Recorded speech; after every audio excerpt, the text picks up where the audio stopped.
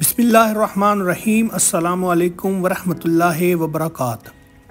محمد زبیر نے چند دن قبل مجھ سے رابطہ کیا اور جنرل باجوہ اور میاں نواز شریف کے رابطوں سے متعلق کچھ حقائق بیان کیے۔ میں سٹوری کے چند حصوں سے واقف تھا، چنانچہ گفتگو کے دوران میں ان سے سوالات کرتا رہا اور یہ نہایت ایمانداری سے اس کے جواب دیتے رہے۔ میں گفتگو کا ایک حصہ ان کی رضامندی سے تحریر کر رہا ہوں۔ محمد زبیر کا کہنا تھا، میاں نواز شریف نے مجھے بہت عزت دی، 2 اہم ترین اداروں کا چیئرمین اور گورنر سندھ بنایا۔ میں جب نجکاری کمیشن کا چیئرمین تھا تو $1 بلین کی نجکاری ہوئی۔ میں ملین ڈالرز کے فنانشل ایڈوائزر ہائر کرتا تھا، لیکن نواز شریف نے مجھے کسی کام سے نہیں روکا اور نہ کسی کی سفارش کی، لہٰذا میں دل سے ان کا احسان مند ہوں اور ان کے احسانات اور عزت کی وجہ سے آج تک پارٹی میں ہوں۔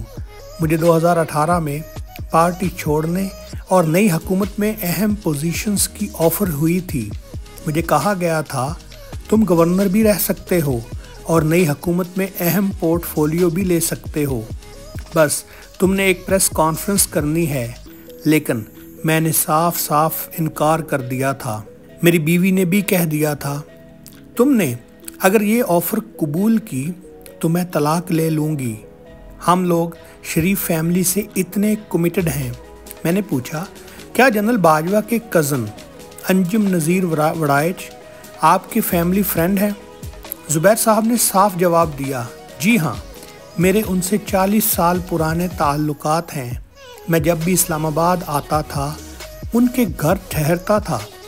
میں نے پوچھا کیا آپ ان کے ذریعے جنرل باجوہ سے ملتے تھے؟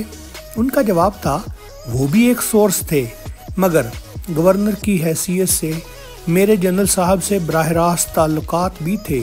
یوں میں 27 اگست 2020 کو ان سے ملا۔ میں نے پوچھا آپ کیوں ملے تھے؟ ان کا جواب تھا میں میاں صاحب کا پیغام لے کر ان کے پاس گیا تھا۔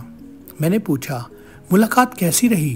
ان کا جواب تھا ملاقات کا دورانیہ 4 گھنٹے تھا۔ میاں صاحب اور مریم نواز پر پابندی تھی، ان کی تصاویر، آواز اور خبر تک میڈیا پر نہیں چلتی تھی۔ میں نے جنرل باجوہ کو سمجھایا، ریاست نے شیخ مجیب سے لے کر بے نظیر بھٹو تک یہ پابندیاں لگا کر دیکھ لی ہیں، اس کا کیا نتیجہ نکلا؟ صرف ملک کا نقصان ہوا۔ اس بار بھی ان پابندیوں کا صرف ملک کو نقصان ہی ہوگا۔ جنرل باجوہ نے پوچھا آپ بتاؤ کیا میں زیادہ پاپولر ہوں یا مریم نواز؟ میں نے جواب دیا یہ فیصلہ آپ کی ریٹائرمنٹ کے بعد ہوگا۔ آپ ریٹائر ہونے کے بعد لاہور جائیں اور دوسری طرف مریم نواز لاہور آئیں، فیصلہ ہو جائے گا۔ میں نے پوچھا کیا اسٹیبلشمنٹ اس وقت مریم نواز کو سپیس دینے کے لیے تیار نہیں تھی؟ زبیر صاحب کا جواب تھا یہ بات درست ہے، جنرل باجوہ بار بار کہہ رہے تھے مریم نواز کی کوئی گنجائش ہی نہیں، اور میں جواب میں کہتا رہا یہ فیصلہ کرنے والے آپ کون ہوتے ہیں؟ بہرحال میری کوششیں رنگ لائیں اور میاں نواز شریف اور مریم نواز کو سپیس مل گئی۔ مریم صاحبہ کی خبریں چلنا شروع ہو گئیں اور 20 ستمبر 2020 کو PDM بن گئی۔ میں نے ان سے پوچھا کیا PDM آپ کے مذاکرات کا نتیجہ تھی؟ زبیر صاحب کا جواب تھا ہاں، یہ ایک وجہ بھی تھی۔ میں نے پوچھا میٹنگ کے بعد کیا ہوا؟ زبیر صاحب کا جواب تھا میں نے میاں نواز شریف کو ملاقات کی تفصیل سے آگاہ کر دیا۔ مجھے اس کے بعد جو بتایا گیا میں وہ پیغام لے کر 7 سپتمبر 2020 کو دوبارہ آرمی چیف سے ملا، اور اس مرتبہ جنرل فیض حمید بھی میٹنگ میں موجود تھے۔ یہ ملاقات بھی طویل تھی اور اس میں بھی بہت کچھ طے ہوا۔ میں نے پوچھا کیا عمران خان کی حکومت کے خاتمے کا فیصلہ اسی میٹنگ میں ہوا تھا؟ یہ بولے میں یہ دعوے سے نہیں کہہ سکتا، مگر آپ اس کے بعد کے تمام واقعات دیکھ لیں۔ میری میٹنگ 7 سپتمبر کو ہوئی، PDM 20 سپتمبر کو بنی، اور پھر عمران خان کی حکومت دن بدن کمزور ہوتی چلی گئی۔ میں نے پوچھا اسٹیبلشمنٹ پھر آپ سے ناراض کیوں ہو گئی؟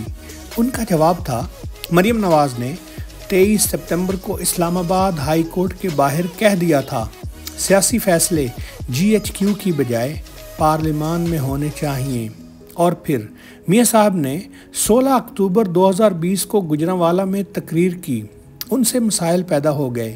میں نے پوچھا آپ کی ملاقات کی خبر ISPR نے کیوں دی تھی؟ ان کا جواب تھا یہ خبر DG ISPR نے 23 سپتمبر 2020 کو ARY کے بیپر پر دی تھی۔ ارشد شریف مرحوم کو 7 بجے خصوصی طور پر اسٹوڈیو میں بٹھایا گیا، DG کا ٹیلی فونک انٹرویو ہوا اور انہوں نے میری دونوں ملاقات کی تصدیق کر دی۔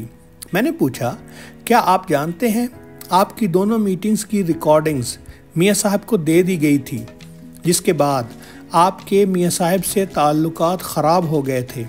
محمد زبیر کا کہنا تھا مجھے اس کے بارے میں علم نہیں ہے، میں یہ صرف آپ سے سن رہا ہوں۔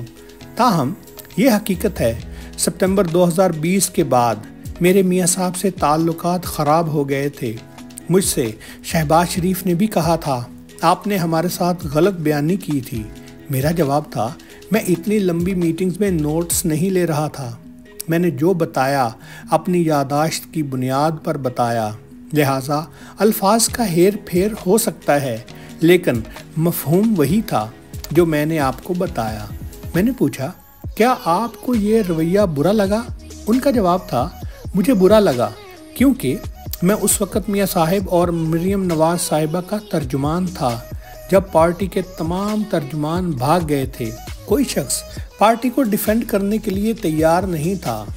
مجھے 2017 میں جنرل نوید مختار نے بلا کر کہا تھا تم لوگ مریم نواز کے ساتھ فوج کے خلاف میڈیا سیل چلا رہے ہو۔ میں اس وقت گورنر تھا۔ میں نے انہیں بتایا تھا ہماری پارٹی کے لوگ ٹاک شوز میں جاتے ہیں، ہم اس کے لیے تیاری کرتے ہیں، ہمارے میڈیا سیل میں فوج کے خلاف کوئی بیانیہ نہیں بنتا۔ مجھے اس وقت بھی توڑنے کی بہت کوشش کی گئی تھی۔ اسد عمر میرا بھائی ہے، یہ PTI میں تھا۔ ڈاکٹر عارف علوی اور علی زیدی میرے پرانے دوست ہیں، ہم اکٹھے پلے بڑھے ہیں۔ 2018 میں جب تبدیلی آ رہی تھی تو تبدیلی لانے والوں اور ان کے دوستوں نے مجھے لمبی چوڑی آفرز دیں، مگر میں نے معذرت کر لی۔ اکتوبر 2021 میں پینڈورا پیپرز آئے، ان میں اسحاق ڈار کے بیٹے علی ڈار کا نام تھا۔ پارٹی میں کوئی شخص دفاع کرنے کے لیے تیار نہیں تھا، یہ کام بھی میں نے کیا۔ میاں صاحب اور مریم صاحبہ کی گرفتاری کے بعد پارٹی کے تمام ترجمان غائب ہو گئے تھے، مگر میں مسلسل بولتا رہا۔ میں نے آخر میں پیغام رسانی کا وہ کام بھی کیا جس کے نتیجے میں میاں صاحب بھی ناراض ہو گئے اور جنرل باجوہ بھی۔ مجھے ان تمام خدمات کا کیا فائدہ ہوا؟ میں کارپوریٹ سیکٹر سے آیا تھا، ملینز میں تنخواہ لیتا تھا اور کروڑوں کی مراعات تھیں، جبکہ میں نے سیاست میں مفت کام کیا۔ میں نے گورنر تک کی تنخواہ بھی نہیں لی تھی۔ مریم صاحبہ کی ہر پیشی پر کراچی سے آتا تھا اور محترمہ کے پہنچنے سے پہلے عدالت پہنچ جاتا تھا، لیکن جب PDM کی حکومت بنی تو کابینہ میں 83 لوگ تھے، صرف میں نہیں تھا۔ مجھے اس کا بھی کوئی ملال نہیں، لیکن ملک کے بارے میں میرا ایک نقطۂ نظر ہے۔ میں یہ سمجھتا ہوں ہم جب تک معیشت کا خون چوسنے والے سرکاری ادارے فروخت نہیں کرتے، ہم اس وقت تک یہ ملک نہیں چلا سکیں گے۔ PIA کا خسارہ 120 ارب روپے ہے۔ آغا خان فاؤنڈیشن ملک کا جدید ترین ہسپتال بنا رہی ہے، اس کی لاگت 60 ارب روپے ہے، جبکہ PIA 120 ارب روپے پھونک دیتی ہے۔ مجھے کیا اس پر بات نہیں کرنی چاہیے؟ نجکاری ہمارے دور میں مکمل ہونی چاہیے تھی، نہیں ہو سکی، اور اگر یہ اب بھی نہیں ہوتی تو پھر ہم دلدل میں دنستے چلے جائیں گے۔ میں نے پوچھا سیاست میں آپ کا تجربہ کیسا رہا؟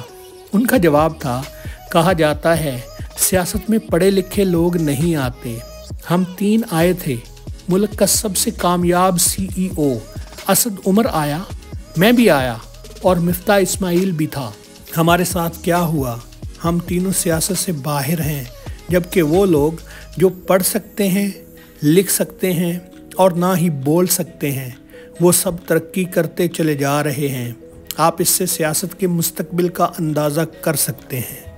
شکریہ دوستو، ہمارے چینل کو سبسکرائب کریں۔ السلام علیکم ورحمۃ اللہ وبرکاتہ۔